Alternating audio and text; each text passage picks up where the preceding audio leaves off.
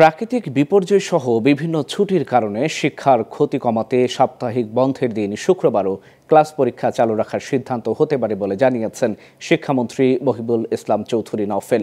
সকালে সচিবালয়ে এক ব্রিফিংয়ে তিনি এ মন্তব্য করেন। প্রাকৃতিক বিপর্যয় সহ বিভিন্ন ছুটির কারণে শিক্ষা প্রতিষ্ঠান বন্ধ থাকলে শহরের চেয়ে প্রান্তিক শিক্ষার্থীরা বেশি ক্ষতিগ্রস্ত হয় বলে জানান শিক্ষামন্ত্রী। বিস্তারিত জানাচ্ছেন তরুণ বেগী। গ্রীষ্মের তাপদাহে পুড়ছে দেশ। সম্প্রতি শিক্ষা প্রতিষ্ঠান বন্ধ আর খোলা রাখা নিয়ে দফায় দফায় অঞ্চল ভিত্তিক বিভিন্ন সিদ্ধান্ত নিচ্ছে শিক্ষা মন্ত্রণালয়। আমাদের যেই শিক্ষা কার্যক্রম পরিচালনার জন্য যতদিনের প্রয়োজন সেটা অর্জন করার জন্য যদি শুক্রবারও খোলা রাখতে হয় আমাকে খোলা রাখতে হবে। অবশেষে আদালতের নির্দেশে শিক্ষা প্রতিষ্ঠান বন্ধ করে দেওয়া হয়। মঙ্গলবার এই বিষয়ে শিক্ষামন্ত্রী জানান, আপিল না করা পর্যন্ত আদালতের সিদ্ধান্ত মেনে চলা হবে।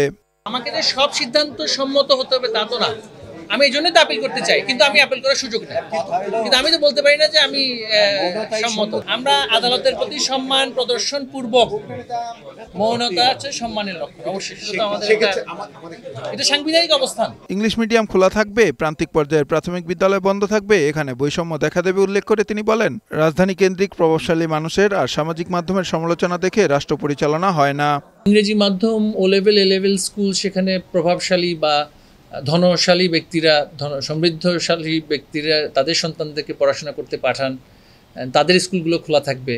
আর প্রান্তিক পর্যায়ে আমাদের সন্তান যাদের বাবা মা মাঠে ঘাটে কাজ করে এই বাংলাদেশের অর্থনীতি এবং সমাজকে চালিয়ে রেখেছেন, তাদের সন্তানরা পাঠদান কার্যক্রম করতে পারবে না। এটা তো দৃশ্যত বৈষম্যমূলক একটি পরিস্থিতি সৃষ্টি করবে। এর আগে সোমবার বিচারপতি KM কামরুল কাদের ও বিচারপতি খিজির হায়াতের হাইকোর্ট বেঞ্চ স্বপ্রণোদিত হয়ে তাপপ্রবাহের মধ্যে প্রাথমিক, মাধ্যমিক স্কুল ও মাদ্রাসার ক্লাস বৃহস্পতিবার পর্যন্ত বন্ধ রাখার নির্দেশ দেয়।